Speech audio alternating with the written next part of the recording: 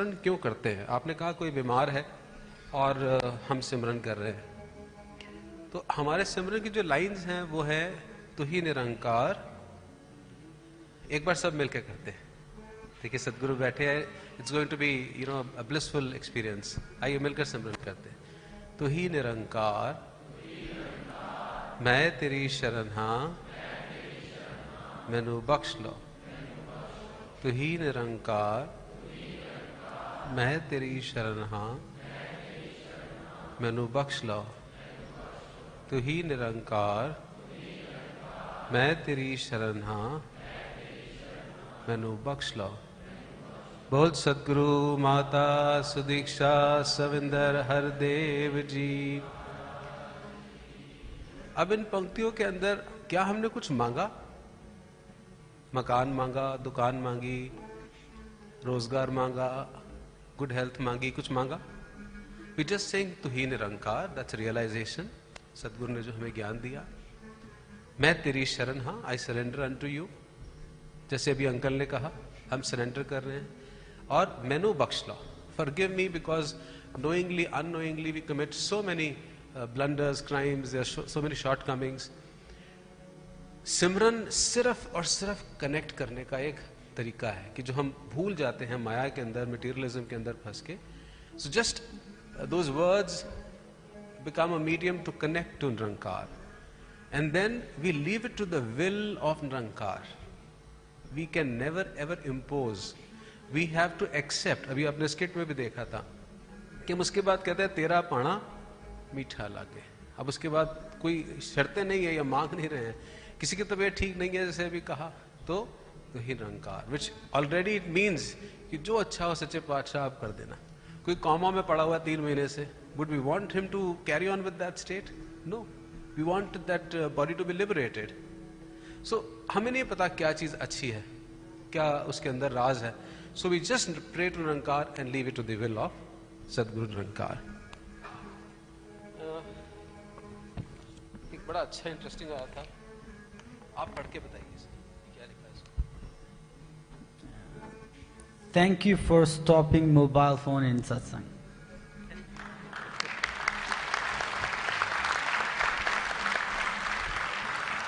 So there's a slip that says thank you Mataji for stopping. And now further on there's another Mahapurush who says that how do you stabilize your mind in Sangat? For example, not using mobile phones, but how can I carry this habit back home also? संगत यहाँ तो मैं भूल जाता हूँ mobile phone को, आप जी ने कह दिया, लेकिन घर पर भी मैं चाहता हूँ कि मुझे मोबाइल फ़ोन्स की आदत ना पड़े, and I am not into all these gadgets etcetera. तो जाहिर बात है यहाँ से आदत डालिए और धीरे धीरे उसको घर पर प्रैक्टिस करने की कोशिश कीजिए। सो सच्चे पातशाह, ये आपकी जो ब्लेसिंग है ये धीरे धीरे प्रभाव दिखा रही है।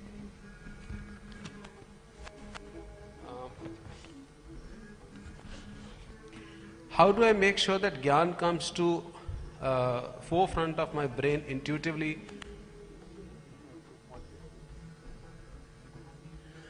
सदगुरु माता जी का आप जी स्वयं ही ब्लेस कर दो जी। मोबाइल फोन के बारे में ब्लेसिंग आई है जी। बोल सदगुरु माता।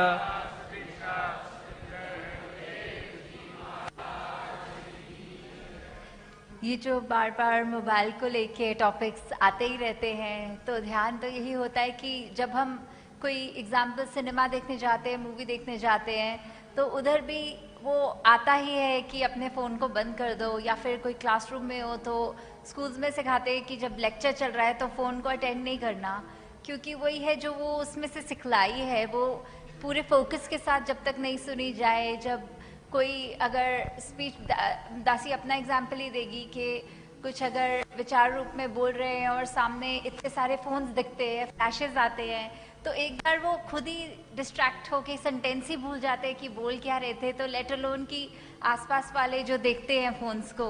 तो वो प्राइम रीज़न था कि संगत ने क्यों बंद करा। उसके बाद गैजेट से परहेज़ नहीं है, गैजेट फ़ोन का मेरे पास भी है, पर वो मॉडरेट यूज़ की जो बात आती है कि गैजेट हमारे हाथ में अगर है तो हम उसको कंट्रोल करें, उसको ये अपने ऊपर हावी ना होने दें कि हमारे को कि बस एक मैसेज आया, बीप सुनाई दी तो बस ऐसे हो गया कि पकड़ लो फ़ोन और देखो उसको और आसपास भूल जाओ. So that balance I think is very important.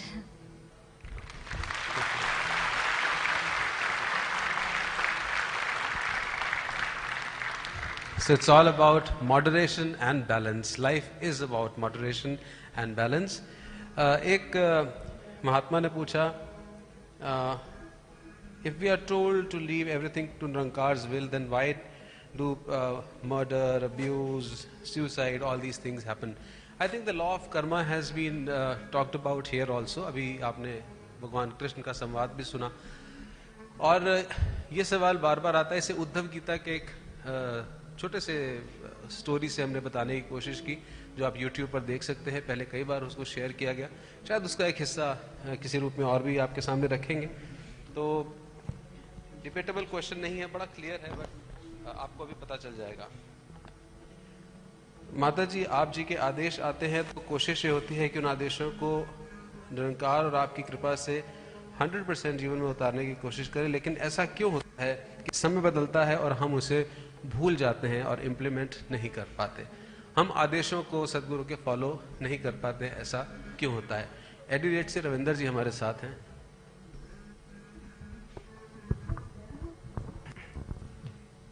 धन्यवाद जी. बहुत ही पुराने समय से तैयार हैं कि जैसी संगत वैसी रंगत. तो क्या होता है कि जब हम सतगुरु का आदेश आता है, वैसे सतगुरु आदेश हमारे भले के लिए ही आता है. हमेशा इस बात को सोच के चलें. और जब इस बात को मान लेते हैं, लेकिन फिर जिस संग में जाके बैठते हैं, तो आज हमने उसको देखा भी कि जब हम आइटम रूप में कि जब संग थोड़ा ऐसा मिल जाता है तो हमारे भाव भी बदल जाते हैं. तो उन आदेशों को मान लेते हैं, लेकिन वहाँ पर फिर कहीं से ये किसी के मन से भाव आ जाता है, कहीं किंतु परंतु आ जाता है, तो वो जो है हमारी भावना को खराब करता है. दास जी ये समझता है कि जो आदेश आता है सतगुरु का, वो सबके भले के लिए आता है और हम सबको उसको मानना होता है.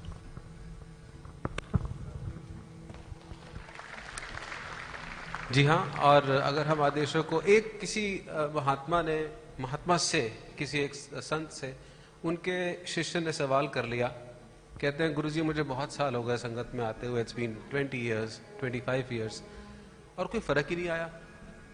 जिंदगी वैसे की वैसे है, मन में उतार चढ़ाव भी वैसे ही आते हैं, कोई फाइनेंशियल ग्रोथ भी नहीं करी, घर में भी कभी कभी झगड़ा हो ही जाता है. Life is all the same, जो बाकी दुनिया करती है वही मेरा हाल है, कोई फर्क नहीं आया. 20 साल हो गए and there has been no change in me. जैसे अभी ये प्रश्न आया कि सदगुरु की शिक्षाएं आती है और हम इन्हें मान नहीं पाते, कोई लाइफ में चेंज नहीं आता. तो बहुत कहने पर पहले तो गुरुजी जवाब नहीं दे रहे थे, लेकिन फिर जब उन्होंने जवाब दिया तो उनके गुरुजी ने सिर्फ इतना कहा, जो संत थे उन्होंने, कहते हैं बेटा अगर तुम्हारी जिंदगी नहीं बदल रही तो उसका एक ही कारण है कि तुम्हारी दृष्टि अवगुण परक है. दास हिंदी को अंग्रेजी में थोड़ा सा आपको बता दें. अवगुण परक दृष्टि यानी कि आकर के कहीं पर भी सिर्फ दूसरों के अवगुण देखना. कहते हैं ये तुम्हारी नजर है, ये तुम्हारी दृष्टि है, इसलिए तुम बढ़ोतरी नहीं कर पाते. इसीलिए पॉजिटिविटी को देखना, ये नजर रखना. और जैसे महात्माओं ने बताया, अभी रविंद्र जी ने बताया, दैट स्टे कनेक्टेड, पक्कियां देना मिल के बैठो. जरा जोर से एक बार बोले ये सब, पक्कियां देना मिल के बैठो, रल्लो ना कचिया देना रल्लो ना, लोकी लख भुलेखे पावण अपनी था तो हिलना. बस यही एक तरीका है सदगुरु की शिक्षाओं पर चलने का, जैसा महात्मा ने बताया. Why can only humans gain salvation? सिर्फ मनुष्य को इस अशरफुल मखलूकात कहते हैं, वही प्राप्त मानुख दे हुरिया, गोविंद मिलन की ये तेरी बरिया. हमारे कोई नौजवान साथी जो बताना चाहें कि why can only human beings, आप बताना चाहते हैं जी? अच्छा, वो तो पॉकेट से कुछ निकाल रहे थे. पीछे हाथ खड़ा हुआ जी, वी आर गोइंग बैक. ये माइक आगे फॉरवर्ड कर दे जी. हमारे नौजवान साथी, why can only human beings receive salvation?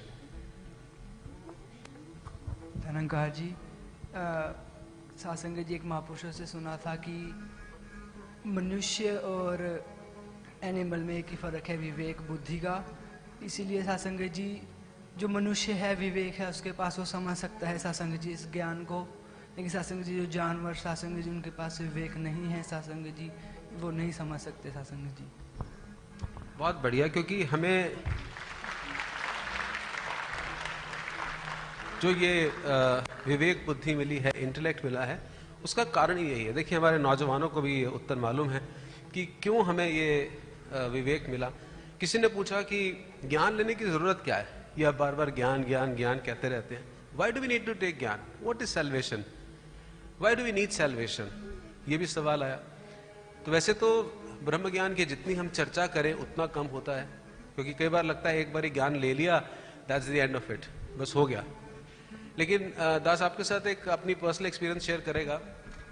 शायद ये 15-20 साल पहले की बात है। हमारे मिशन के एक बहुत महान संत महात्मा हुए ऋषि वासुदेव राय जी, जो एक नज़र पत्रिका के संपादक भी रहे। And he was very learned, had read a number of scriptures and used to quote Ramayana and Bhagavad Gita and had answers to almost every question that you could think of. So Vasudev Rai ji almost बहुत बुजुर्ग हो गए और चलना फिरना भी ऑलमोस्ट बंद हो गया। 15 अगस्त का हमारा समागम, जो मुक्ति पर्व का समागम होता है, वो होना था और बाबा हरदेव सिंह जी महाराज की हुजूरी में ग्राउंड नंबर 2 में सत्संग हो रहा था। तो ऐसे में अब उनसे चला फिरा नहीं जा रहा था। वासुदेव राय जी वॉज क्वाइट सिक। तो ऐसी व्यवस्था की गई कि जो ये स्पीकर स्टेज है उसके ऊपर सोफा रखा गया और उसके ऊपर उनको बिठाकर he was requested to speak. और वो उस बुजुर्गी की हालत में उन्होंने एक बात कही। कहते हैं, आज मैं सारी संगत के सामने एक अपने मन की बात कहना चाहता हूँ, अ कन्फेशन काइंड ऑफ। सब बड़े ध्यान से सुनने लगे। तो कहते हैं, बस मैं ये बताना चाहता हूँ कि जब से मैंने ब्रह्म ज्ञान लिया पहली बार, उसके बाद से लेकर आज तक मैं लगभग 500 बार 500 टाइम्स मैं दोबारा ज्ञान ले चुका हूं। और अब भी मुझे लगता है कि मुझे पूरे तरीके से इस निरंकार की समझ नहीं आई है। Who is saying this? The most learned person that we could think of, Vasudev Rai जी। और उस दिन मुझे ये एहसास हुआ कि निरंकार को, ज्ञान को, इस पूरे सिस्टम को, इसके पहली बात तो कोई पूरा समझ नहीं सकता। तू दरियाओं मेरा दाना बीना, मैं मछली कैसे अंत नहा। But still if you want to relish Nirankar, इसमें ये भी क्वेश्चंस हैं कि हम निरंकार से डिस्कनेक्ट हो जाते हैं, कैसे निरंकार के साथ कनेक्ट करें। If you want to relish this Nirankar and have that blissful time, then we have to sit with our learned saints. उनके साथ बैठे, हरि चर्चा करें, ज्ञान का दोबारा से चर्चा करें, सवाल करें। जैसे ये सवाल जवाब ये सदगुरु माता जी ने हमें ये मौका दिया, इस तरीके से सवाल करके अपने ज्ञान को, अपनी समझ को, फिर शास्त्रों को भी पढ़ें, कोई मना नहीं है। आप स्वाध्याय कीजिए, आप रामायण पढ़ें, भगवत गीता पढ़ें, होली बाइबल पढ़ें, पाक कुरान पढ़ें, सब कुछ पढ़ें। And then try to figure out what is the common thing. And then, because all the scriptures are saying the same thing, but at times the language and the poetry makes it different. So it is important for us to delve deeper into all this. Can only humans? जी हाँ, जो विवेक बुद्धि हमें मिली है वो जानवरों के पास नहीं है। निद्रा भोजन भोग वह ये पशु पुरख समान। And this huge gap of intellect, the nearest animal to humans with 99% of the same genetic material called genome is a chimpanzee. Chimpanzee और हमारे में सिर्फ 1% का फर्क है जेनेटिक मटेरियल में, जीनोम में। पर चिंपैंजी और हम में इंटेलेक्ट में कितना फर्क है? कभी सोचा कि इतना ज्यादा फर्क इंटेलेक्ट का क्यों है? Why have all of us as humans been blessed with such a high level of intellect that we can create mountains, like we can create so many things, airplanes बना लिए, buildings बना ली, कितना कुछ बना लिया। We've created so much of research is going in science, medical science, everywhere. So why have we been given all this intellect? क्यों मिला हमें इतना बड़ा इंटेलेक्ट? सोने के लिए? जागने के लिए? जागने के लिए। क्यों हमें इतना इंटेलेक्ट मिला जी? जागने के लिए, यानी कि इस निरंकार ज्ञान पाने के लिए, अपना एहसास करने के लिए। इसीलिए ओनली ह्यूमंस। सिंपल सा एक और भी एग्जाम्पल ले सकते हैं कि कोई ये पूछे कि स्कूल में एडमिशन ले लिया, इंडिया में 10+2 है, यहाँ पर क्या सिस्टम है जी? सेम 10+2। तो अब कोई पूछे कि स्कूल लीविंग सर्टिफिकेट और द ग्रेजुएशन सर्टिफिकेट ये 6th क्लास में क्यों नहीं मिलता, 7th में क्यों नहीं मिलता, 8th में क्यों नहीं मिलता, 9th 10th 11th में तो दे दो, नहीं मिलता। वो जब आप 12th पास आउट करते हैं, when you are in 12th, it is only then that you deserve to receive that certificate. तब बोर्ड के एग्जाम, जैसे इंडिया में CBSE बोर्ड होता है, you have to pass that exam and then you get that certificate. Likewise only the human birth, it's a process of evolution of the soul. तो evolve होते होते ना जाने कितनी योनियों से, जैसे 84 लाख का जिक्र आता है, उससे होते होते हम यहाँ पर आए हैं, which is the highest kind of consciousness जो हम कह सकते हैं। और यहाँ पर आकर के अगर सदगुरु की कृपा होती है, मोक्ष मूलम गुरु कृपा। So we can certainly discuss gyan over a period of time.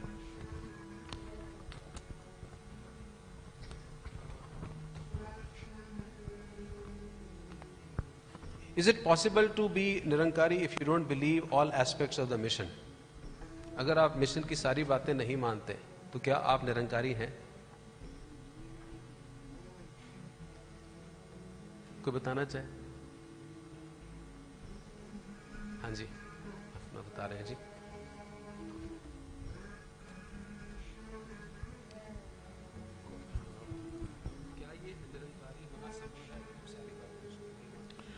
बिल्कुल नहीं, बिल्कुल असंभव है। जब तक आप पूर्ण सरेंडर नहीं करते सदगुरु के चरणों में, तब तक हम निरंकारी हो ही नहीं सकते।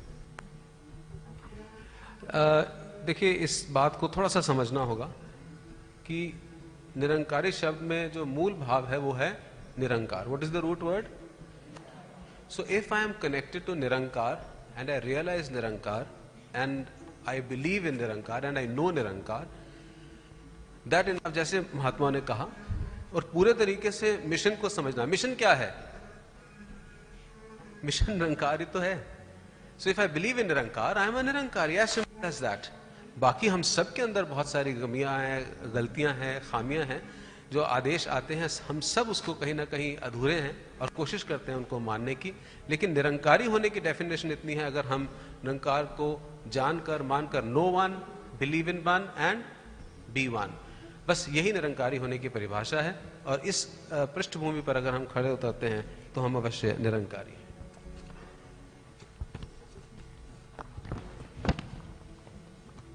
There are certain questions on karma जो बार बार रिपीट हो रहे हैं। जैसे दास ने कहा, वो पहले भी आंसर हुए हैं, and you will get answers in subsequent acts also. Collective consciousness, ये भी शायद हो चुका है। Not fully surrendered, again this is a repeat. I think we've dealt with almost all the questions. एक और सवाल है कि ज्ञान देते समय जब 9 द्वारे बताए जाते हैं, धरती, अग्नि, पानी, सूरज, चांद, तारे, वायु, जीवाकाश, 8 द्वारे लगभग क्लियर होते हैं। जीव की परिभाषा समझ में नहीं आती, तो इसके लिए फिर से शायद कल एक ज्ञान सेशन रखा जाए। आप सभी का स्वागत होगा उसमें। आइए ज्ञान का मिल बैठकर चर्चा करते हैं, जीव को भी समझते हैं, बाकी को भी समझते हैं। किसी एक अभी महात्मा ने लिखा था कि आप अर्थ एलिमेंट की बात कर रहे हैं। So according to me, he said, आपको लैंड करना चाहिए, बिकॉज अर्थ में तो और भी एलिमेंट्स आ जाते हैं, तो आपको सिर्फ लैंड को एक एलिमेंट बनाना चाहिए।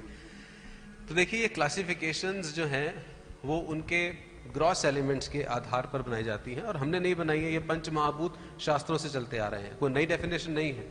और ये 6 तत्व की जो फिलॉसफी है, this is a philosophy in the Japanese Zen philosophy also called Rokudai. You can read about 6 elements. और हमारे शास्त्रों में भी है, हम गीत भी सुनते आए इस प्रकार से निरंकारी मिशन के कि ओरे 5 मिले 5 तत्वों में, छठा कहाँ जाए रे। So it's that philosophy which is being carried forward. और आकाश तत्व, जो धरती का एक हम तत्व ले रहे हैं, अर्थ को ले रहे हैं, उसमें सभी कुछ सम्मिलित होता है और उसको एक कॉम्प्रिहेंसिव तरीके से लिया जाता है, अलग अलग करके नहीं लिया जा सकता।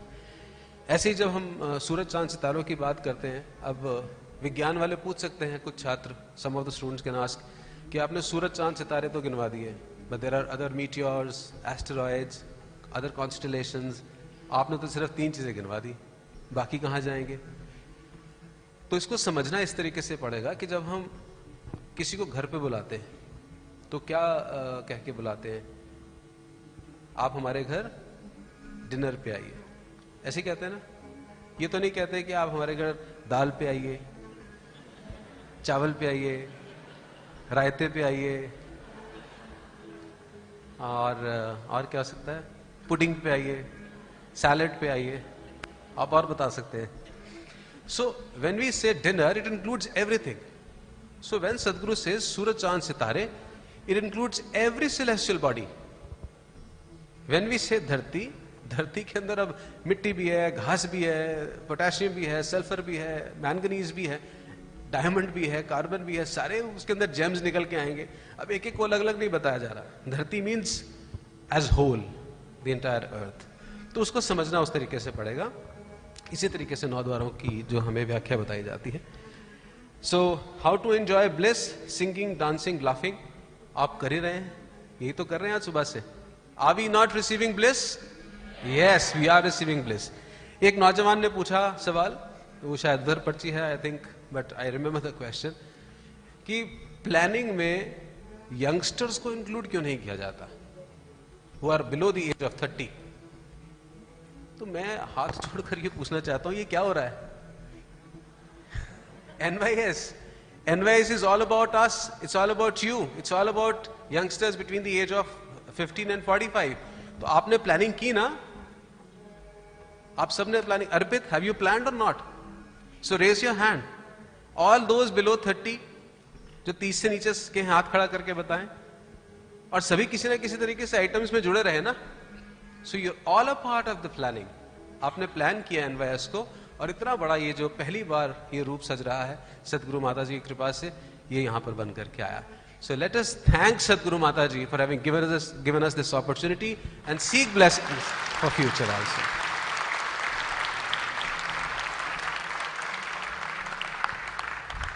बस इतना सा थैंक्स.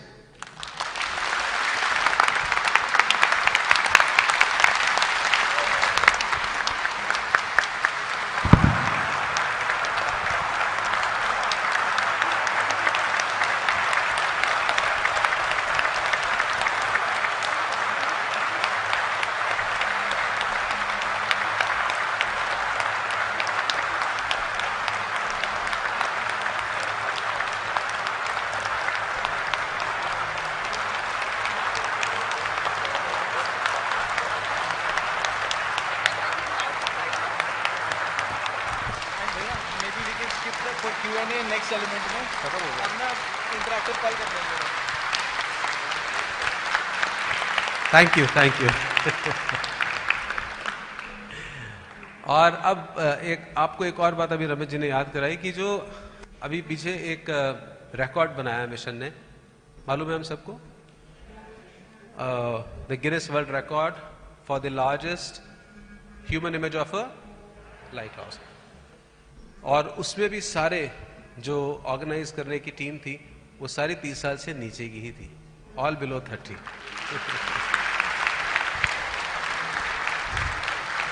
और सबसे बड़ा एग्जाम्पल रमित जी हैं, बिलो 30. और anyone who can tell me the number of devotees who were present? No. देखा, caught you, huh? Only one. Okay, just the figure. I think we have a Mahapurush there.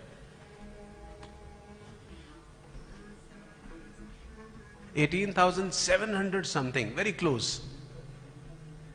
760, थोड़ा सा नजदीक आए हैं. 18,770 devotees of Nirankari mission created this world record. एक सवाल आया, किसी ने पूछा कि यहाँ पर ये वीआईपी कल्चर और जो वीआईपीज होते हैं, ये जो अधिकारी है वो खुद आगे बैठ जाते हैं, ये क्या तरीका है? तो कैमरा जरा फोकस करें, कैमरा वाले जरा देखें, आज अधिकारी कहाँ बैठे हैं? आगे नहीं बैठे हैं, तो इन अधिकारियों के लिए, हमारे बुजुर्गों के लिए, जिनकी शिक्षाओं पर चल करके हम अच्छाई और सच्चाई के इस मार्ग पर चल रहे हैं, ये हमारी रोशन मीनारे हैं। इनके लिए जोरदार तालियां।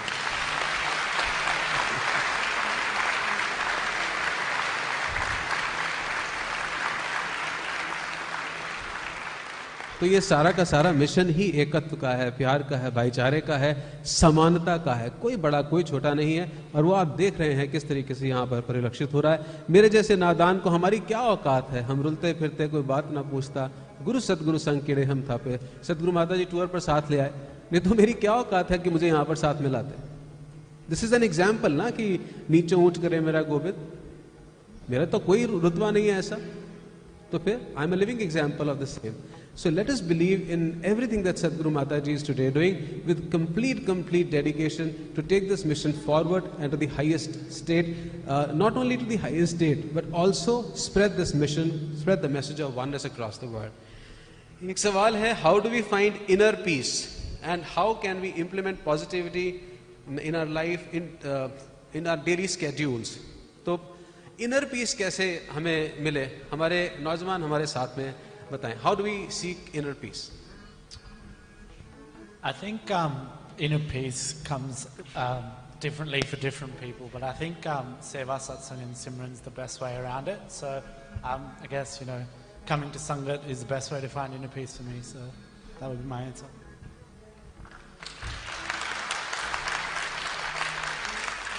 Ankita ji, would you want to add something to this?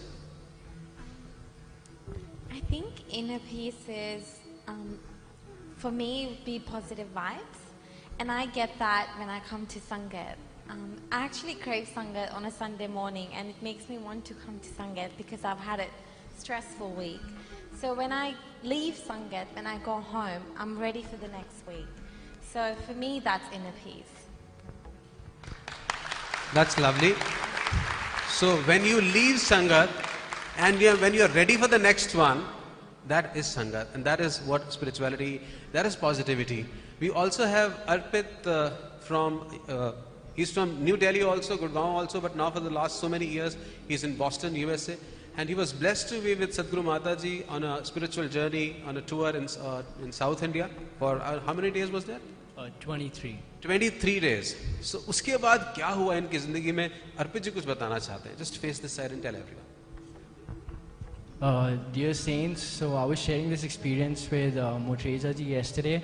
So today exactly it's been 2 months after Bangalore NYS, around 2 months, and I genuinely could not think of one day in which I had some negativity or something, and it all happened because of the connection with the Nirankar, and the inner peace was constant because of the blessings of Mataji.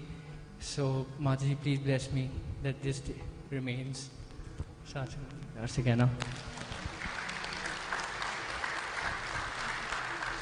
So inner peace comes with God realization, which leads to self-realization and knowing, because why is there a lot of stress, tension, stress किस लिए है? For example, I were to ask this young man, आपको stress अगर आता है तो क्यों आता है? Job study, stress. आपके हाथ में चूड़ा है, शादी हो गई, स्ट्रेस. सही है? नहीं, कई बार मतलब बिकॉज ऑफ काम की वजह से या किसी भी वजह से अगर संगत नहीं मिलती तो बहुत स्ट्रेस आ जाता है. हाँ जी, स्ट्रेस क्यों होता है, टेंशन क्यों होती है? You know, there's a research which says that human mind has 60,000 to 70,000 thoughts per day. 60 से 70,000 हमारे विचार आते हैं एक दिन के अंदर. आप पहले बोल चुके. बच्चे स्ट्रेस का कारण है. अंकल जी तुसी दसो स्ट्रेस.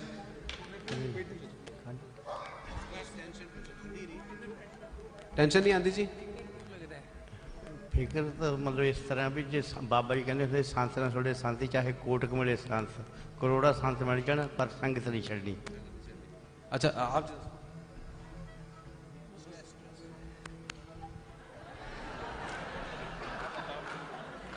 कैमरा पे फोकस कर रहे हैं. प्यार से बोलिए. पहले स्ट्रेस ही आ गए. Actually, the mic is the biggest stress anyway. हाँ जी अंकल आप जी दस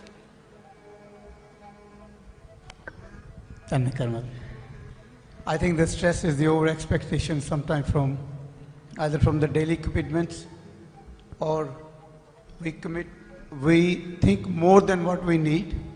That brings us the most stress. This is why we come to the Sangat, so we commit ourselves and less commitments. That brings to the peace. Very appropriately said, over expectations. This young man here also wants to add.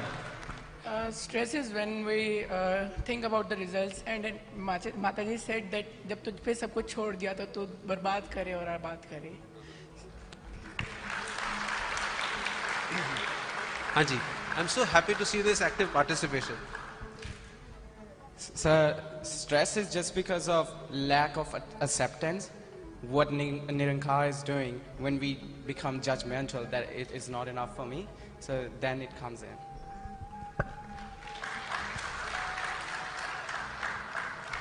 I would just like to reiterate what Joshi was saying.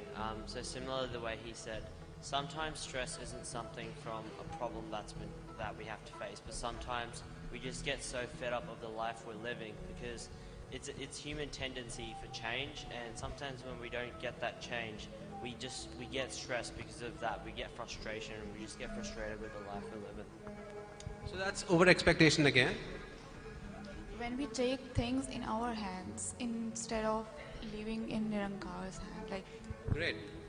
Haji. In my opinion, stress is always like thinking of future.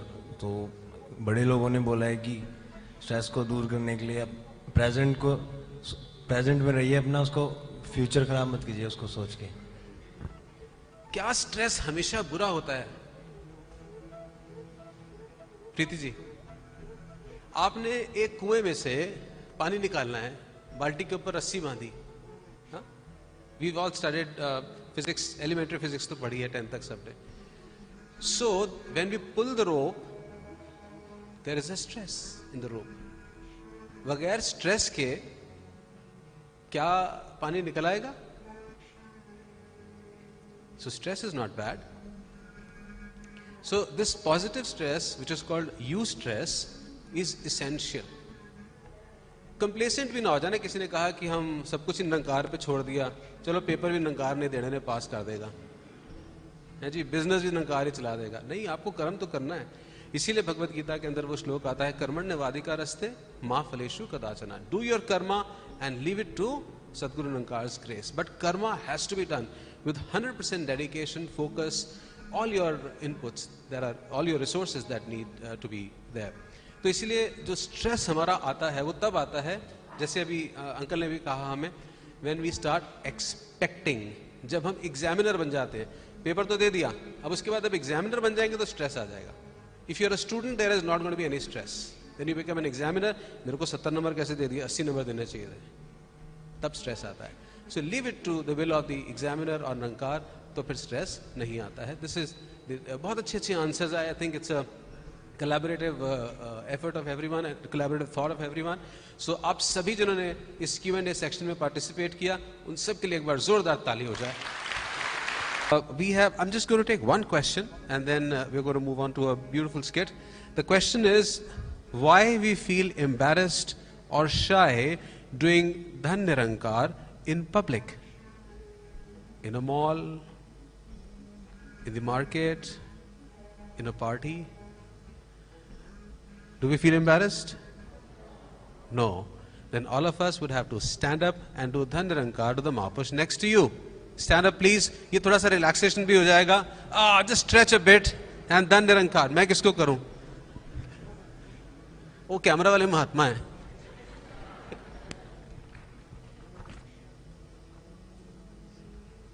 Dhan Nirankar ji. And Sadhguru Mataji and Ramit ji also shared Dhan Nirankar. Thank you Sadhguru Mataji for leading by example. And I think we just fresh now. थके तो नहीं? बैठ जाइए please. क्योंकि Nirankari Gursikh and specially the youngsters, एक formula है, the TAJ principle that we been sharing in all our youth workshops in India. TAJ Taj stands, the Taj is written as T-A-J. T से थकना नहीं, सारे थे पंजाबी ने ज़्यादातर. A से अकना नहीं, ते J नाल झकना नहीं. सतगुरु की गल करन तो झकना नहीं. ते T तो थकना नहीं. T तो A तो ते J तो झकना. तो क्या सही है, क्या गलत है? And what is the barrier? I think he wanted to say, what is the level of tolerance? कब तक हमें सहनशील करते रहना चाहिए, सहनशील होना चाहिए? कब तक हम सिर्फ गाल पर थप्पड़ खाते रहें? ऐसा होता है ना कि कब तक हम सहते रहें, कब तक बर्दाश्त करते रहें? So what is the limit of tolerance? Gurmat हमें क्या सिखाती है? So we have our loving saint Amit ji. Amit ji, can you please share your views? Thank you, Rakesh. That's a very deep question.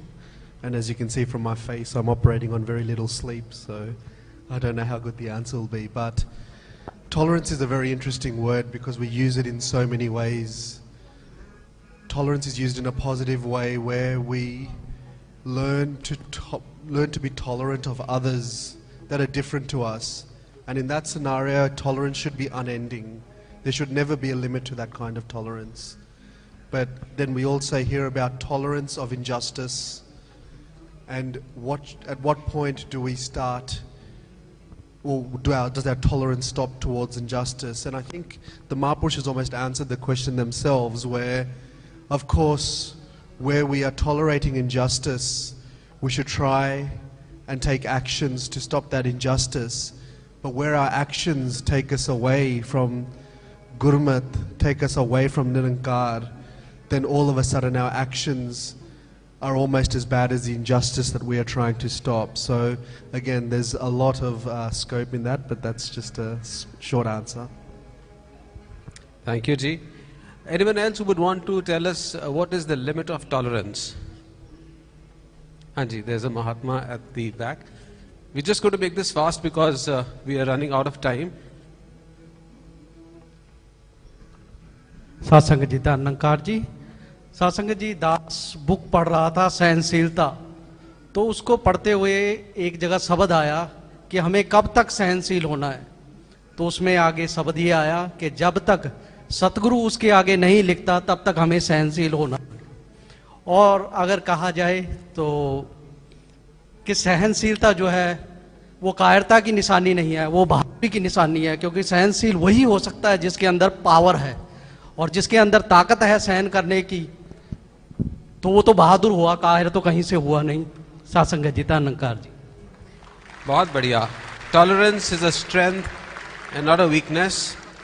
और सबर सिदकदा चोला होवे तेरा एक सहारा रहे, साधु रह के दुनिया अंदर वांग कमल दे न्यारा रहे. ऐसे सबर करें, सिदक में रहें, सहनशील रहें, विशाल रहें. ये हमें हमेशा से बाबा हरदेव सिंह जी महाराज ने, मिशन ने हमेशा से शिक्षाएं दी. और अगर ये मन में ख्याल आता है that what is the limit of tolerance, तो दास अपना निजी अनुभव ये बता रहा है कि जब भी ऐसा कुछ डायलेमा होता है, जब द्वंद्व होता है मन के अंदर कि अब ये मतलब मुझे तीर कब उठाना चाहिए, क्योंकि तीर तो उठाए गए, आप जानते हैं, महाभारत भी हुई, रामायण भी हुई, उसमें भगवान राम ने भी तीर उठाया और रावण का वध किया. जबकि ये बार बार कहा जाता है कि रावण का वध नहीं किया बल्कि बुराई का वध किया. इसलिए जब हम दिवाली मनाते हैं, दशहरा होता है, तो हम कहते हैं ये त्योहार सच्चाई की बुराई पर जीत का त्योहार है, ये त्योहार रावण के वध का त्योहार नहीं है. तो इसलिए वो हमको एलिमेंट को समझना होगा and how to just get to that level कि जहां हमें टॉलरेंस छोड़ करके और एक्शन लेना है. How do we realise that? I think when we connect to Sadguru's teaching और when we connect to Nirankar, हाँ, जब श्रवण करके निरंकार के साथ कनेक्ट हो जाते हैं, तो वो विजडम अपने आप हमें गाइड करता है. We are in a state of as an remote control. We are being controlled by a remote which is the divine remote control. वो अपने आप आपको गाइड करेगा that this is the time to act, this is the time to stop. So Nirankar guides your life if you connect with Nirankar. This is, I think, my life's philosophy, and this has been working fine with Sadhguru's grace, और आगे भी चलती रहे. We are falling short of time. We would have taken your answer, Ji, and we have this question. Sadhguru Mataji has given instructions for us to constantly introspect and realign with Gurmat. What is Gurmat? Gurmat क्या है और how should we introspect? कैसे पता चले कि मैं गुरमत के रास्ते पर चल भी रहा हूँ, नहीं कहाँ तक पहुँचा हूँ? तो दास समझता है इसका उत्तर हमारे एक महात्मा है जिनसे हम ले सकते हैं, आदरणीय रमेश जी। एक बार जोरदार तालियां।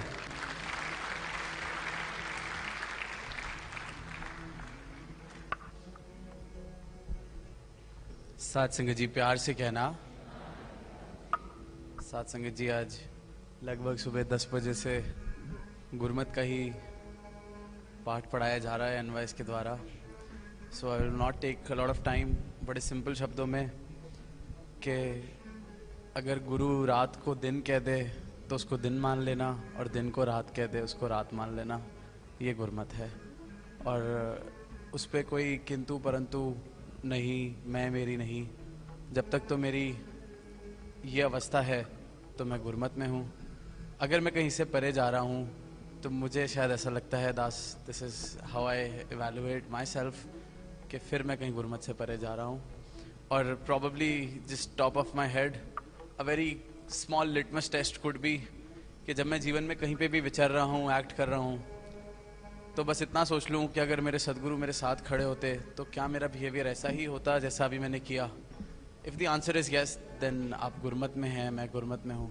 और अगर नहीं, then may be we really need to introspect and think कि what would the behaviour be अगर सदगुरु माता जी साकार रूप में मेरे साथ खड़े होते। और फिर वहीं से निरंकार वाली बात कि इनका निरंकार रूप तो हमारे साथ हर पल है। हम भूल जाते हैं कभी कभी, दैट्स वाई साकार के साथ रियलाइन करते हैं सत्संग में आके, सदगुरु नहीं निरंकार दिखाया। तो ये माने कि निरंकार फॉर्म में हर पल हमारे साथ हैं, हर पल हमारा एक एक एक्शन देख रहे हैं, तो एक्ट करें। And I think it will all be in the domain of Gurmat. Thank you ji. Thank you Ramesh ji, very appropriately answered. सवाल है, when will we be blessed with the English version of Sampuran Hardev वाणी? संपूर्ण हरदेव वाणी को अंग्रेजी, पंजाबी, मराठी में तो हो चुका है, और भी भाषाओं में अनुवादित किया जा रहा है। Will soon have all those translations. Even English Avatar Vani, Hardev Vani is going to be in your hands very very soon. अपनी साड़ी दूसरों की साड़ी से सफेद कैसे बनाएं? वो कहते हैं ना, मेरी साड़ी उसकी साड़ी मेरी साड़ी से सफेद कैसे, मतलब one upmanship, how do I become better than the other. तो नवीन जी पट से महात्मा आए नहीं, तो ये जरा बताएं कि आपकी टी शर्ट, आप साड़ी तो पहन नहीं रहे आप अपनी टी शर्ट को दूसरों की टी शर्ट से सफेद कैसे बना सकते हैं? Saints say with loving voice, Dharnika ji. Saints, I have a different perspective that I don't want to compete with anyone else. I only compete with myself, with my own shortcomings. When we start to do self-introspection, तो कहते हैं ना कि अपनी लकीर को बड़ा करना है, दूसरे की लकीर से कोई कंपटीशन नहीं है। मेरी अगर लकीर छोटी है तो मुझे उसको बड़ा करना है। So as long as we are doing self introspection and looking at ourself, okay मैं कल कहाँ था और आज मैं कहाँ हूँ। Every night before I go to sleep I always introspect हो कि आज मैंने क्या क्या गलतियाँ की हैं। If I do it every night and try to overcome those, I think I can make my self better. Thank you. That is an awesome answer. और हमारे साथ ब्रिस्बेन से कौन परिवार यहाँ आया हुआ है? Who all have come from Brisbane? Okay, so let's ask someone from Brisbane to be participative. The Nirankari mission is a spiritual movement and it is not a religion. Why? How can you differentiate between a spiritual movement and a religion? Nirankari mission धर्म नहीं है, एक आध्यात्मिक movement है, आंदोलन है, mission है, तो क्यों है? और रिलीजन जो एक फॉर्म है वो क्यों नहीं है? Okay, Asim ji, all the way from New Delhi and Brisbane and now in Sydney. सत्संग जी प्यार से कहिए धनंकार जी। सत्संग जी, I will try to give the answer to the best of my knowledge. एक बार क्वेश्चन रिपीट कर देना जी, इट्स वेरी नर्वस।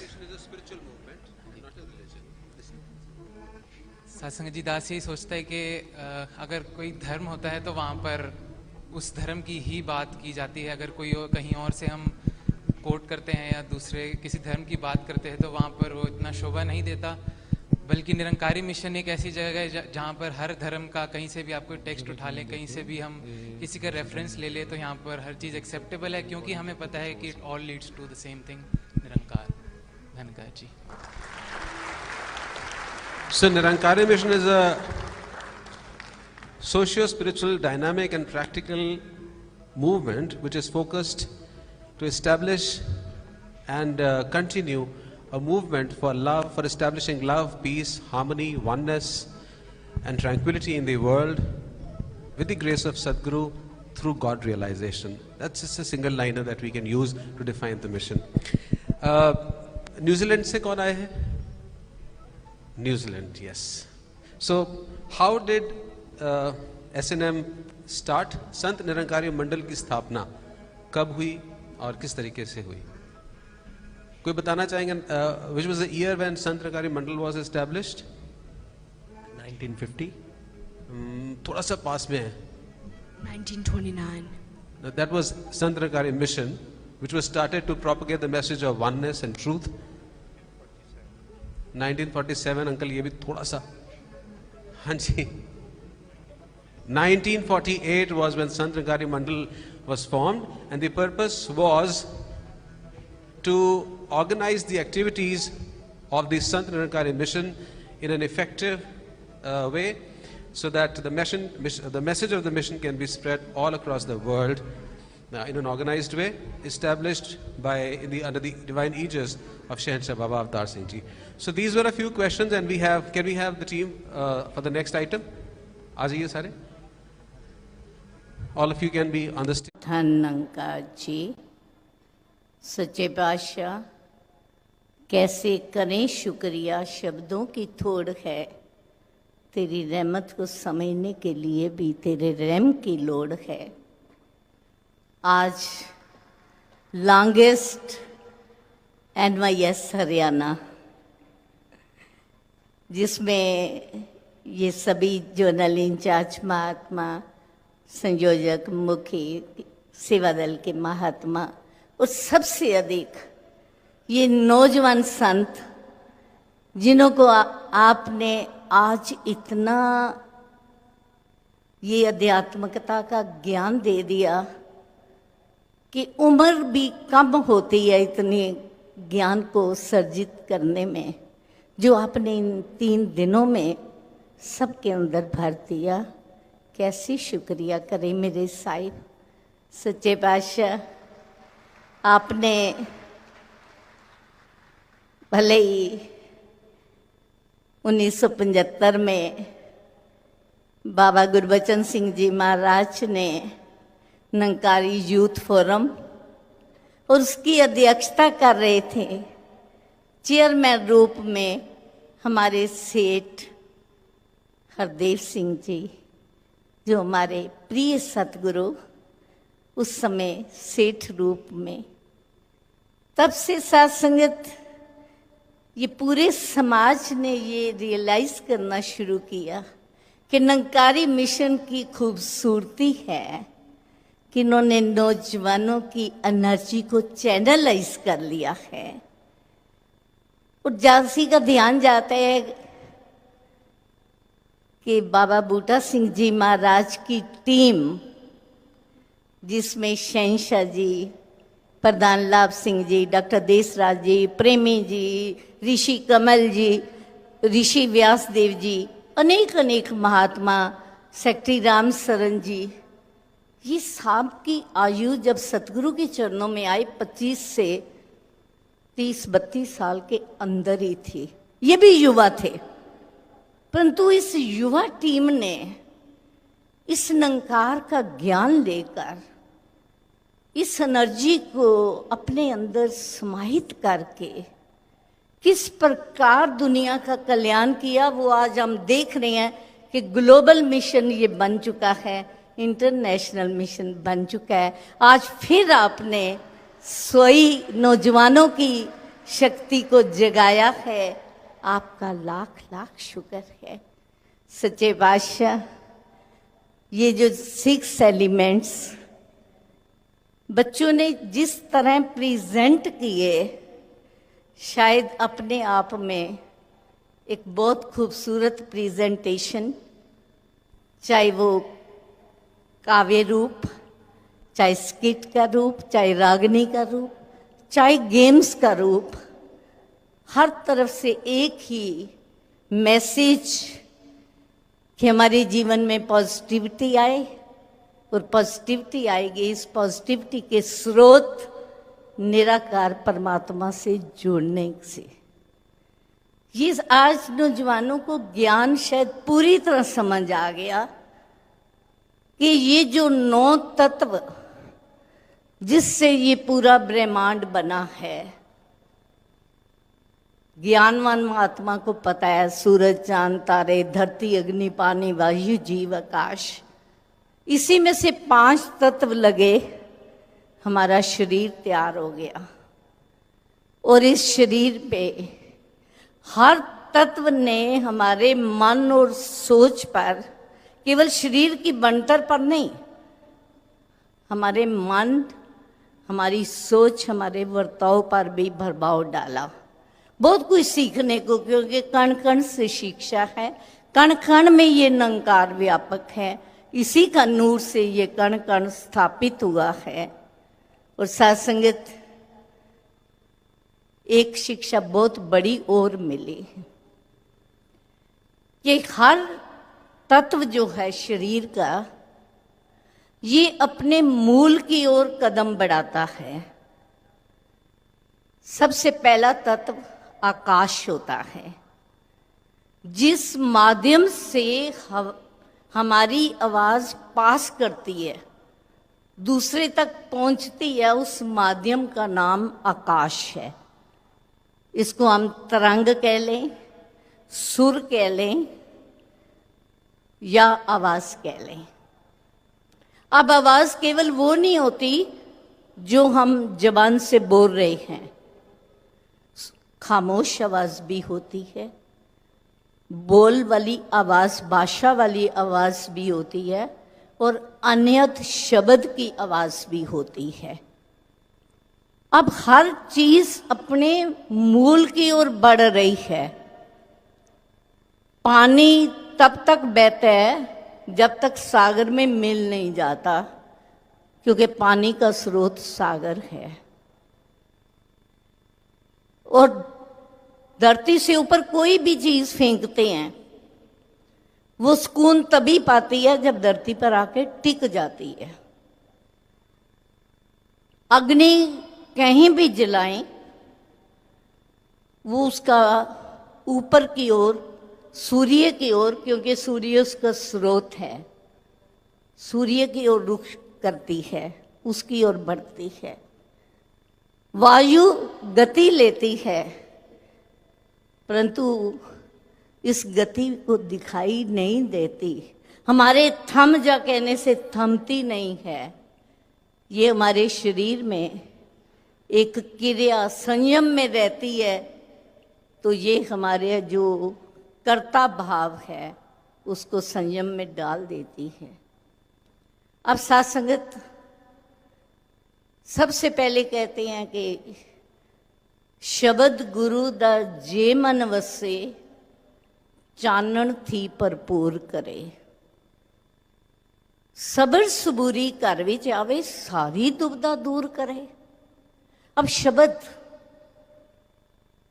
नौजवान संतों, जब गुरु ने कहा ये निरंकार है, ये 9 चीज़ां दृष्टमान ने जिसनों कहंदे माया है, 10वां ब्रह्म इन्हां तो न्यारा, इन्हां विच समाया है। जब ये इशारा मिला कि ये निरंकार है, ये शब्द है जिससे पूरी कायनात, पूरा ब्रह्मांड होंद में आया। एको कुआओ सगल पसाओ, एक शब्द से पूरी ब्रह्मांड की रचना हो गई। और ये ब्रह्मांड इसी 9 तत्व में से, सूरज, चांद, तारे, धरती, अग्नि, पानी, वायु, जीव, आकाश में से 5 तत्व से हमारा शरीर बन गया। अब कल भी आप जी ने सुना, प्रश्न भी उठे और जगह जगह पर उठते भी हैं। वायु हम जानते हैं, आकाश सच्चे पातशाह ने समझा दिया कि जिस भी माध्यम से हमारी आवाज़ पहुंचती है वो आकाश है। जीव शहंशाह जी ने बड़ा स्पष्ट किया हुआ है अवतार उपदेश में, पढ़ें इन किताबों को, ये हमारे ज्ञानवर्धक पुस्तकें हैं कि जो जीता है उसे हम जीव कहते हैं।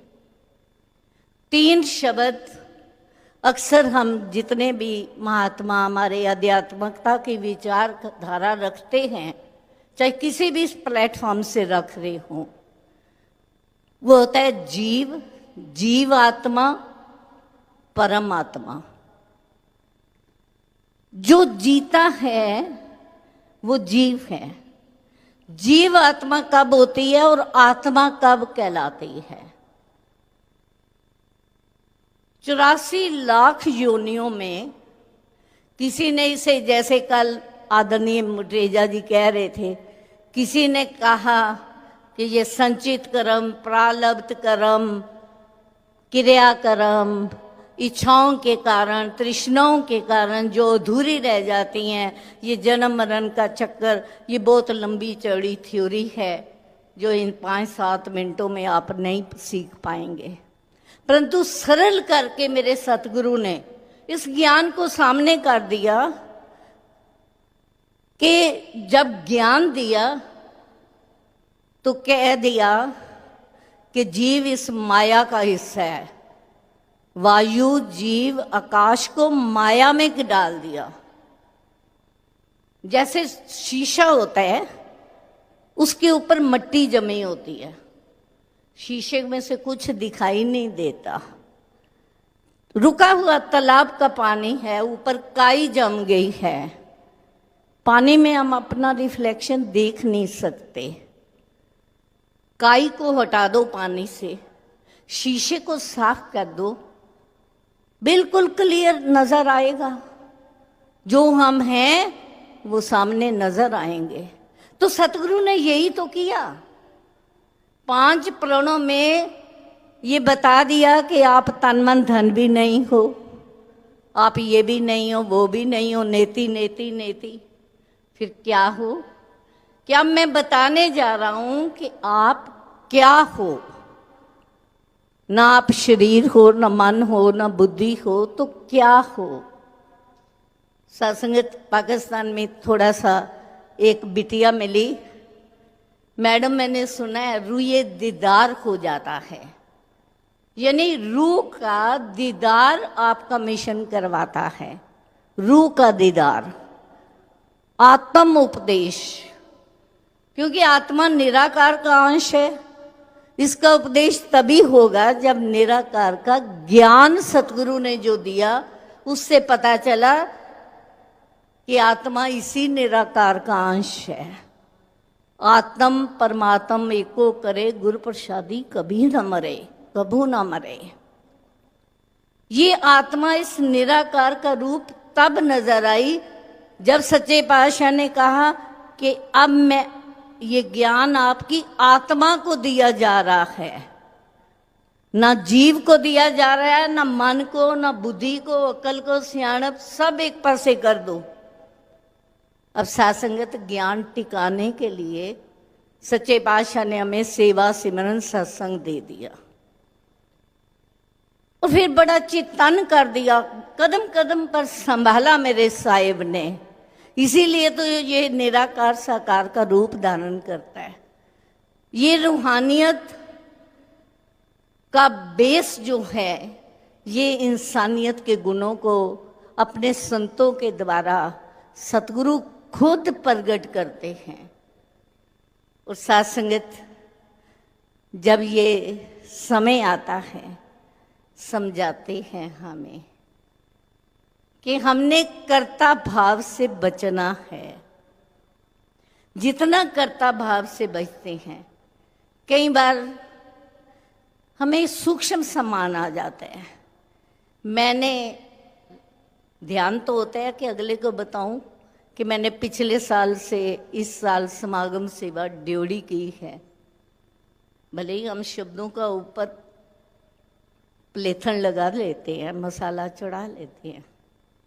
हम कह देते हैं सच्चे पातशाह की बड़ी कृपा हुई, इस साल समागम सेवा ड्योढ़ी करवा ले, सतगुरु की बड़ी कृपा हुई। 1.5 महीना हमने जितनी छुट्टियां बची थी सब लेकर समागम ग्राउंड में सेवा करने चले गए। सच्चे पातशाह की बड़ी कृपा हुई। हमने 15 दिन दुकान बंद कर दी, कोई परवाह नहीं की। ये सत्संगत किसको सुना रही हैं? अंदर कुछ करता भाव है, कुछ चाह रही हैं कि कोई हमारी करने के मुताबिक हमारा सत्कार करेगा। देखो कितने बड़े गुरसिख हैं, इतना समय निकालते हैं गृहस्थ से। संगत करने का भी सूक्ष्म मान आ जाता है। मैं तो रोज संगत पे जाता हूँ, वो तो कभी कभी आते हैं, मैं तो रोज जाता हूँ। ये हिम्मत ना दें तो साथ संगत चारपाई से पैर भी नीचे नहीं उठक सकता। इनकी हिम्मत का शुक्राना जो देते हैं हमें हिम्मत। अगर जेब में पैसा इसने डाला ही ना होता तो हम सेवा कहाँ से करते? अगर शरीर में ताकत डाली ही ना होती तो सेवा कहाँ से करते? आज साथ संगत इसीलिए इन्होंने कहा कि जितना ये जो हमने अर्थ का लिया क्रिया, कहते कर्म कर्त होत न कामी।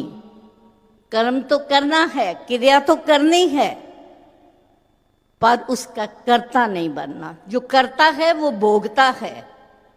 निरंकार करता है परंतु हम भोगते हैं, क्योंकि ये अपना आप जताता नहीं है। कभी इसने कहा मैंने इतना ब्रह्मांड बनाया, मैंने आपके लिए अग्नि पानी आकाश ये वायु सब कुछ पैदा किया है, कभी जतलाता है? तो हम क्यों जतलाते हैं? इसकी दी हुई दात इसके आगे रखने में इतना सुनाते हैं, इतना मान ले लेते हैं। तो मान ही तो निरंकार को भाता नहीं है।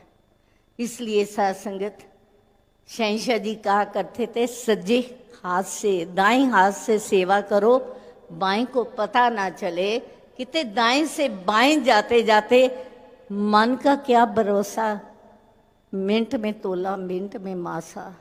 इस मन का कोई भरोसा नहीं, ये कम भी हो जाता है, फकर भी करने लगता है, हमें गुरमत से गिरा भी देता है। तो साथ संगत ये सच्चे पातशाह ने जो हमें ब्रह्म ज्ञान दिया है, इसी में से दुनिया भर के इल्म निकले हैं। ये ब्रह्म ज्ञान सुप्रीम नॉलेज है। तो दासी एक बात और करना चाहेगी। आज जितने भी NYS लग रहे हैं और आगे लगते रहेंगे, ये हमारे यूथ प्रचारक तैयार हो रही हैं। और एक प्रचारक ने हर तरह से, हर वर्ग के, हर बिलीफ के, हर फेथ वाले इंसान से वार्तालाप करनी होती है। इसलिए हमें, चाहे हमारा काम तो सतगुरु ने कर दिया, हमें ज्ञान दे दिया, परंतु ये ज्ञान गुरु दा इंसानां नूं रब दा घर दिखलांदा है। ज्ञान गुरु दा इंसानां नूं मुक्ति मार्ग पांदा है। मार्ग रास्ता बताया है कि ये निरंकार है, इसका सिमरन करना है। और जब अभी शब्द की बात चल रही थी, बाबा हरदेव सिंह जी महाराज ने हमें समझाया, कहते कभी कभी दिन में कुछ पल अपने लिए निकाला करो। अपने लिए का मतलब ये नहीं मेरा कैरियर कैसे बनेगा, मेरा कैसे बिजनेस सफल होगा, मैं ये अपने लिए का मतलब जो हमारा स्वयं है, आत्मा है, इसको परमात्मा के साथ कुछ पल बिताएं ताकि हमारे अंदर आनंद की अवस्था आए। निरंकार सत चित आनंद है। सत का मतलब 3 काल रहने वाला सत्य है। चित मैंने चेतन शक्ति है और आनंद का स्रोत है। हमारी आत्मा सतचित है, परंतु जब इस निरंकार से एक में हो जाती है तब सात्संगत वो आनंद हमारे अंदर प्रवाहित होता है। फिर ये जैसी भी हो परिस्थिति, एक सिरे मनोस्थिति, ये कहने सुनने से बहुत ऊपर की, और बट इसके लिए तो पता नहीं कितना तप त्याग करना पड़ता है, कितना कुछ अपने मन को समझाना पड़ता है, कदम कदम पर, पल पल पर इस मन को समझाना पड़ता है। और सात्संगत ये जो सिमरन की बात भी आज सुबह आई, जो महात्मा कह रहे थे कि बोझ से कि सिमरन करते हैं कैसे करें, 3 शब्दों में बंधा। जब हम बाबा जी ने समझाया कि जब हम इकट्ठे बैठते हैं तो अलग अलग आवाज ना हो, तब तो हम यही कहती हैं, तू ही निरंकार, मैं तेरी शरण, मैनू बख्श लो। जब अकेले हैं तो इसके साथ जो मर्जी रिश्ता जोड़ लो, तू मेरा पिता, तू है मेरा माता, तू मेरा बंधप, तू मेरा प्राता, तू मेरा राखा, सबनी थाई ता पाओ किया काड़ा जियो।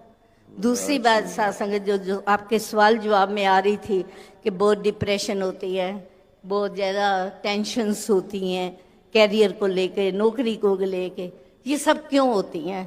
दासी सिर्फ 1 मिनट और लेगी, इसलिए कि हमें भरोसा नहीं होता निरंकार सतगुरु पर कि ये जो करेंगे हमारे भले के लिए करेंगे। बाबा गुरबचन सिंह जी महाराज ने अपनी पहले प्रवचन में एक बात कही कि जब आपने तन मन धन निरंकार को दे दिया तो आपके पास क्या बचा? कुछ नहीं बचा, बस सिर्फ एक, कोई और अधिकार नहीं है गुरसिक के पास, केवल एक अधिकार है, अरदास का, प्रार्थना का। कोई काम शुरू कर रहे हैं, कोई रिश्ता, कोई डील, कोई कैरियर, कोई परीक्षा, सच्चे पातशाह अगर मेरे हित में है तो जरूर सफल कर देना, अगर हित में नहीं तो मैं लाख मांगू मेरी ये मांग पूरी ना करना। तो फिर सात्संगत अगर असफल भी हो जाएं तो हमारा मन कहेगा कि मैंने अरदास की थी, इसका मतलब ये मेरे हित में नहीं है, और विश्वास आ जाएगा जो तुम करो सोई पल हमरे, तू जो करता है मेरी आशा के प्रतिकूल हो या अनुकूल हो वो मेरी भलाई के लिए है। ये विश्वास की कमी होती है। निरंकार के साथ कनेक्टिविटी जब हमारी नहीं पूरी तरह बन पाती तो हमारे मन में भय पैदा होता है, जो भय हमें चिंता करता में डाल देता है। चिंता मुक्त होने का एक ही तरीका होता है कि इस निरंकार को जीवन का सहारा बना के आगे से आगे बढ़ते जाएं, और सतगुरु का आशीर्वाद हमेशा हमारे साथ है। हम जहाँ भी खड़े होते हैं, ये तरंगे जो अभी हम बात कर रहे थे, ये संतों की तरंगे, ये सतगुरु की, ये जरूरी जब भी हाथ भी रख दें तब भी ये तरंग रूहानियत की, और जिस निगाहों से दे दें, ध्यान से दे दें, निराकार रूप में दे दें, साकार रूप में दे दें, इनके अनेक तरीके हैं। ये हर समय हमारे साथ हैं, ये ध्यान रही। गुर मेरे संग सदा है नाले, सिमर सिमरते सदा संभाले। सात्संग जी प्यार से हे निरंकार। संपूर्ण हृदय वाणी शब्द संख्या 51-51।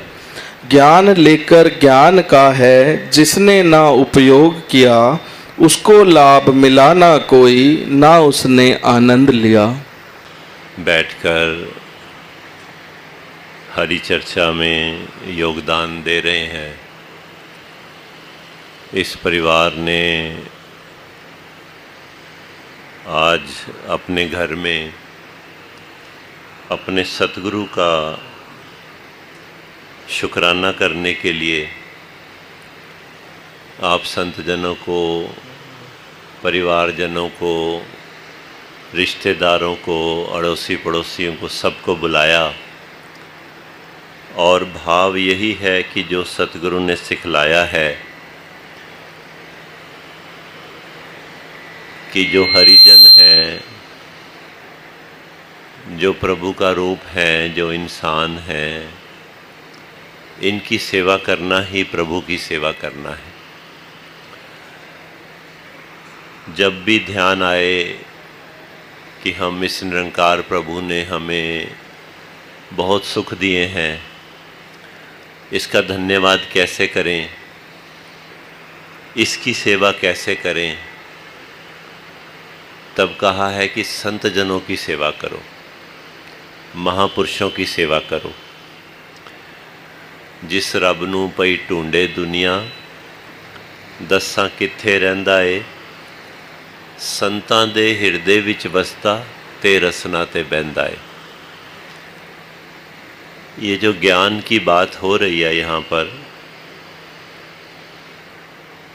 वो ज्ञान क्या है? 2 मिनट के लिए इस पर बात करते हैं, फिर मुख्य बात पर, इस शब्द पर आते हैं। वास्तविकता में हम सब शरीरों में हैं, पर शरीर नहीं है। हमें कुछ समय के लिए ये शरीर प्राप्त होता है और इंसान को इस बात का ज्ञान रहता है कि मैं ये शरीर हूँ। जब शरीर रहता है तो किसी का भाई बहन रहता है, किसी का माता पिता रहता है, किसी का दादा नाना दादी नानी बनता है, पर उसको समझ ये आती है कि मैं वास्तविकता में ना तो भाई बहन हूँ, ना माता पिता हूँ, ना दादा दादी हूँ, मैं वास्तविकता में आत्मा हूँ। यहाँ से ज्ञान आरंभ होता है। भगवान श्री कृष्ण भी कहते हैं कि हे अर्जुन, जन्म से पहले हम सब अप्रगट थे, जन्म होने के बाद हम नज़र आने लग गए, लेकिन बाद में फिर अप्रगट हो जाएंगे, फिर अदृश्य हो जाएंगे। तो मूल बात जो ज्ञान को समझने वाली है वो ये है कि मैं आत्मा हूँ और मैं परमात्मा से चला हूँ।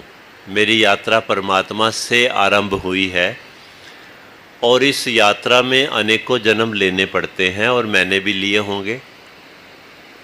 तो इस यात्रा का पूर्ण विराम कोई है, या जब मैं इस शरीर को छोड़ता हूँ उसके बाद फिर इन्हीं जन्मों में पुनराजन्म के चक्र में आता हूँ?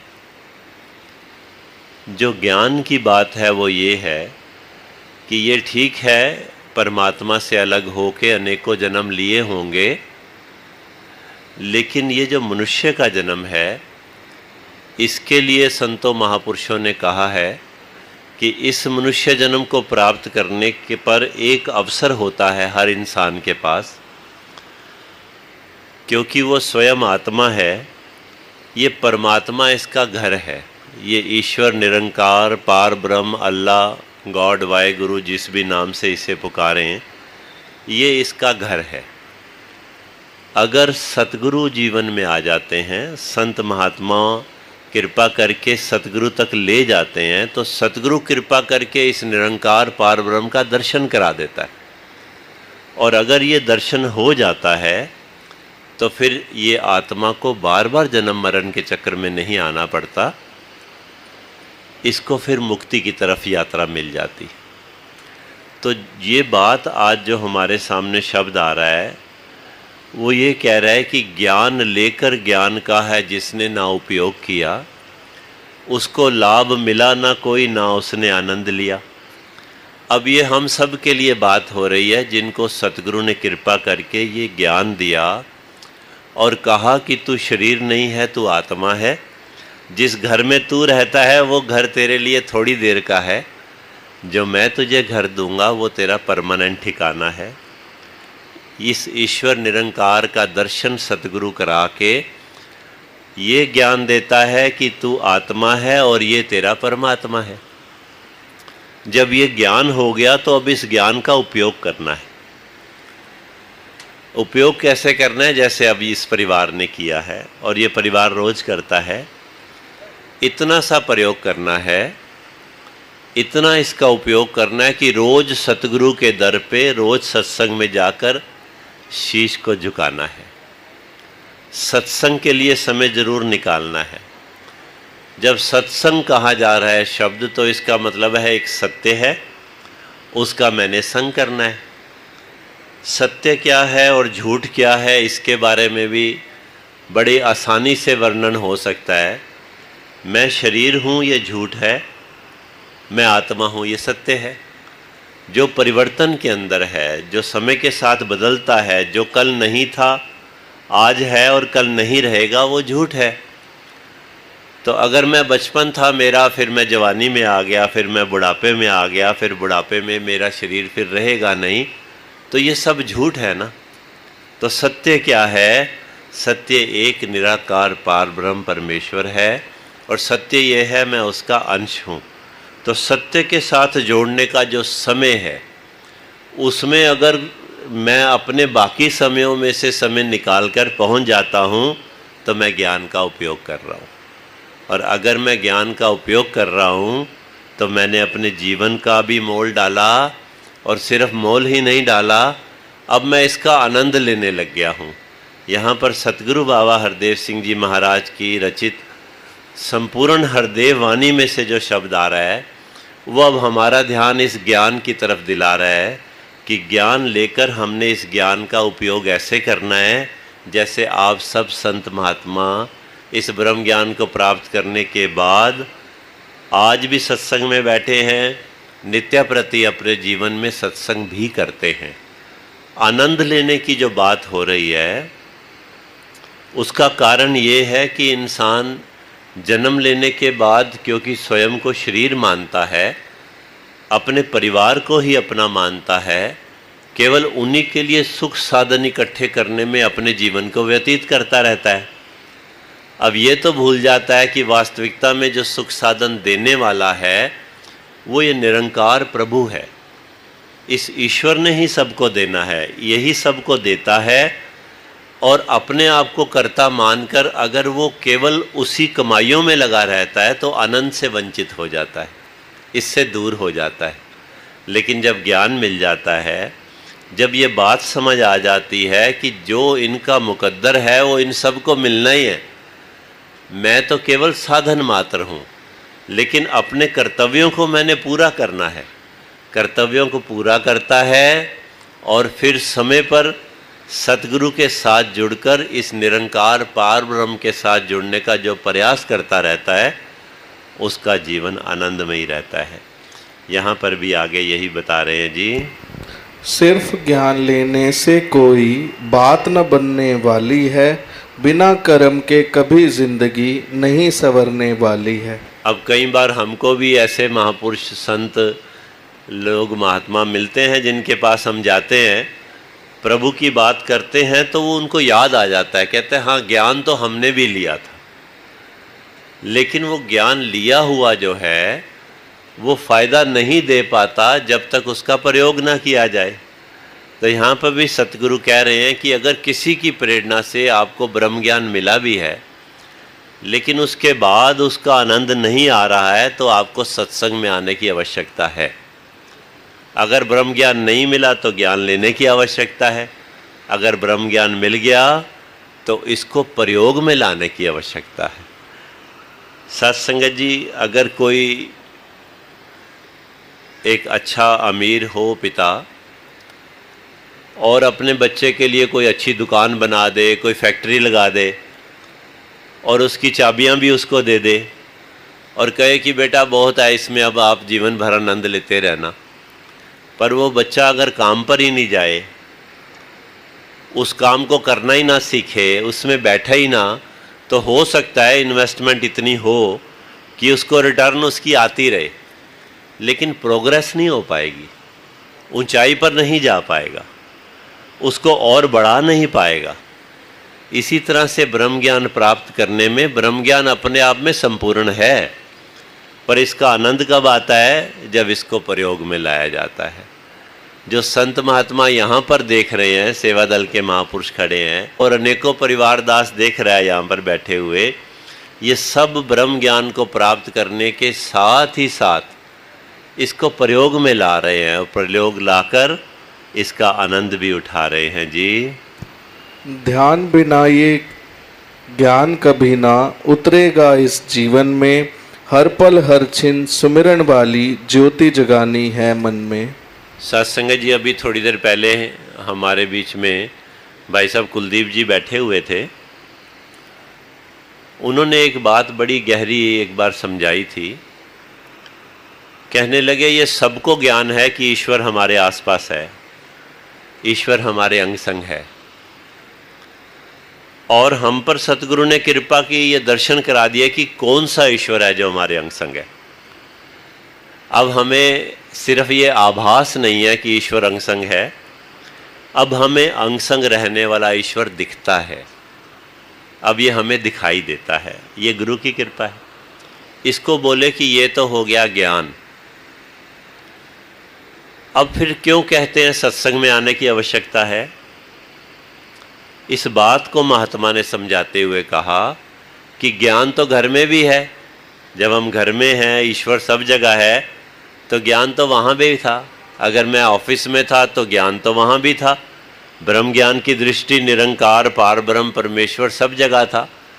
घर में भी था, ऑफिस में भी था, बाजार में भी था। फिर क्यों कहते हैं सत्संग पे आओ?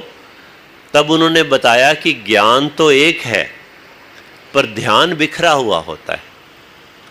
हमारा ध्यान इस निरंकार के ऊपर, प्रभु के ऊपर केंद्रित नहीं हो पाता है। जब हमारा ध्यान केंद्रित कहाँ होता है?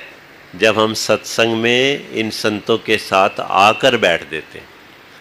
हजूर बाबा हरदेव सिंह जी एक बार समझा रहे थे, कहने लगे कई बार ये भी सुनने को आता है कि अपना ध्यान अपने श्वासों पर लगाओ।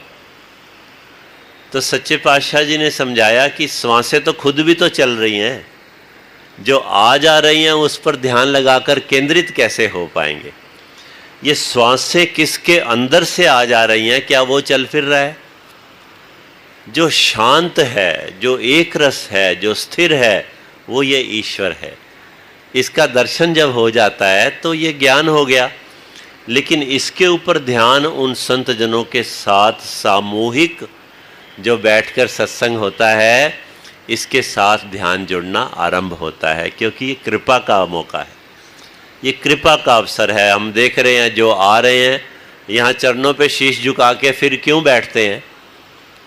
शीश इसीलिए झुकाया जाता है आने के बाद कि सतगुरु अब तक मैं पता नहीं क्या बना हुआ था, अफसर बना हुआ था या नौकर बना हुआ था, पति बना हुआ था या पत्नी बना हुआ था, पर अब तेरे दरबार में आ गया हूँ, अब सच के दरबार में आ गया हूँ। एक बार माथा टेका और कहा अब मैं परमात्मा तेरी आत्मा हूँ, अब मैं यहाँ बैठूँ तो मेरा ध्यान आपके साथ जुड़ जाए।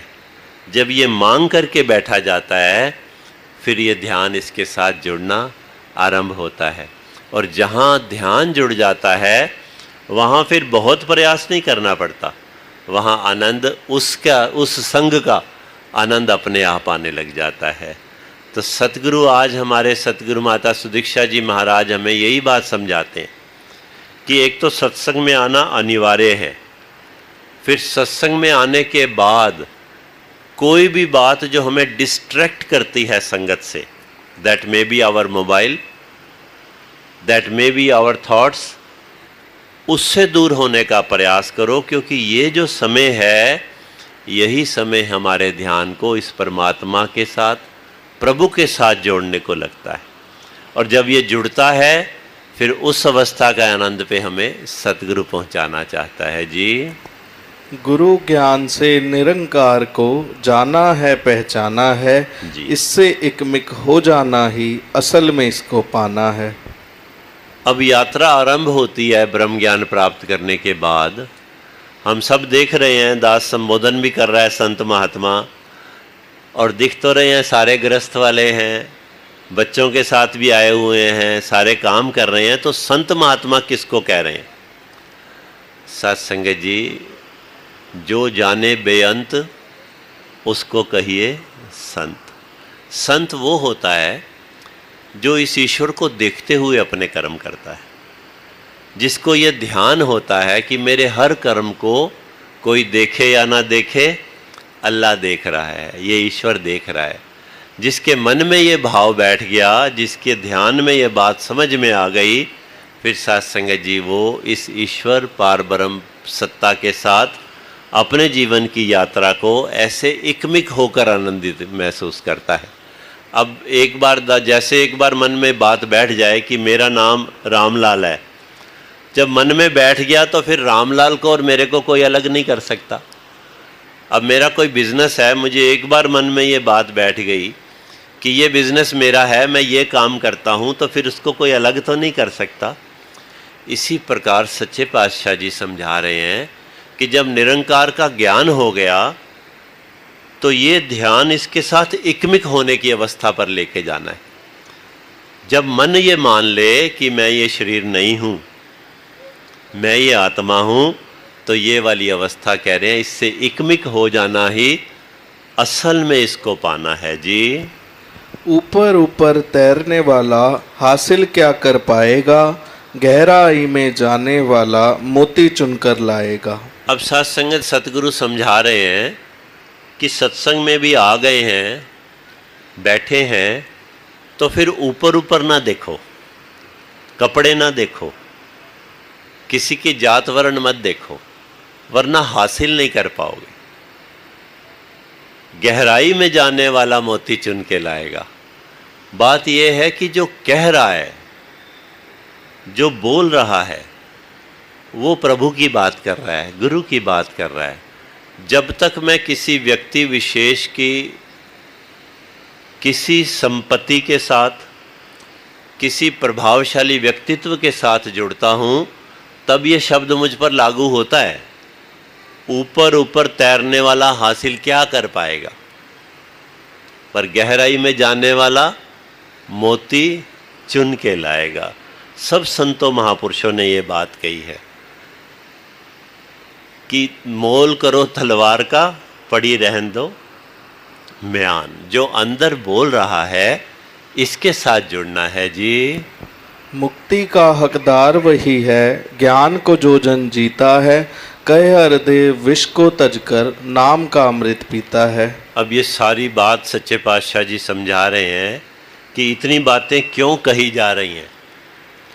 इसलिए कही जा रही है कि वैसे कहा है कि मनुष्य जन्म मुक्ति का हकदार है। जन्म के साथ दो शब्द जुड़े हैं, एक तो मृत्यु जुड़ा है, एक मुक्ति जुड़ा है। अगर दोनों शब्द जुड़े हैं तो दोनों का हकदार हर मनुष्य है। पर सच्चे पातशाह जी कह रहे हैं कौन सा व्यक्ति मुक्ति का हकदार है?